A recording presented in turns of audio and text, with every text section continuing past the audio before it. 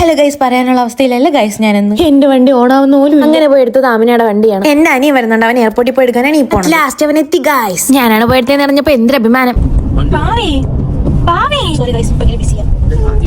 അവളെ ബിസിയാണെന്ന് പറഞ്ഞ സങ്കടത്തിൽ ഞാൻ അങ്ങനെ ഇരുന്ന്. അപ്പോഴാണ് ഗൈസ് ഈ നഗ്നസത്യം ഞാൻ കണ്ടുപിടിച്ചത്. ഇവന്റെ പാസ്പോർട്ടിൽ എണ്ണ പറ്റി. ഏതെണ്ണയെന്ന് വെച്ചാൽ ഫുഡിന്റെ എണ്ണ. 5 വർഷം ഗൾഫിലോട്ട് കൊടുത്തിട്ട് പൊതിയും പാസ്പോർട്ടും കൂടെ ഒരുമിച്ചങ്ങ് വെച്ച്. അങ്ങനെ യാത്ര പാസ്പോർട്ട് ഓഫീസിലേക്ക് കുറച്ച് നേരം സിഗ്നലിൽ കിടന്ന് അങ്ങനെ. വീണ്ടും ഞാൻ പറയുന്നില്ല, കഷ്ടപ്പെടുന്ന വനിതയില്ല. ഒരു കേക്കിന്റെ ഓർഡർ ഉണ്ടായിരുന്നു, അതിന് സാധനം വാങ്ങാനാണ് ഈ പോണത്. ഷോപ്പിൽ ചെന്നപ്പോ ഷോപ്പിൽ റീച്ച് പോലും ഇല്ല. അങ്ങനെ ഞാനുമായി അവിടെയുള്ള കുറച്ച് സാധനങ്ങളൊക്കെ എടുത്തങ്ങ് പരിശോധിച്ചു. അങ്ങനെ നമ്മൾ സാധനം വാങ്ങി അവിടെ ഇറങ്ങി. പ്രവാസിക്ക് നാട്ടിലെ ഫുഡ് അതൊരു മെയിൻ ആണ്. അങ്ങനെ ഉമ്മച്ചാനും മീൻ വാങ്ങാം. കാറിന്റെ അകത്ത അവസ്ഥ ഇതാണ്, അടിയോടടി പൊരിഞ്ഞടി. അവിടെ ഇപ്പൊ ഇവനെ എടുക്കാതെ ഒരു പരിപാടിയില്ല. പ്രവാസം കഴിഞ്ഞ് എല്ലാവരും വീട്ടിലോട്ട് വരുമ്പോ ഇതായിരിക്കും സെയിം. ഇവനെ കണ്ടപ്പോ എനിക്ക് തോന്നിയത് ഇവൻ ഫ്ലൈറ്റും പിടിച്ചു വന്നാൽ ഇതിനാണെന്നാണ്. കുറെ നാളുകൊണ്ട് അവൻ എന്റെ അടുത്ത് പറഞ്ഞു അവനൊരു റെഡ് വെൽവെറ്റ് കേക്ക് ഉണ്ടാക്കി കൊടുക്കാൻ. ആഗ്രഹം സാധിച്ചു കൊടുത്തില്ലെന്ന് വേണ്ട.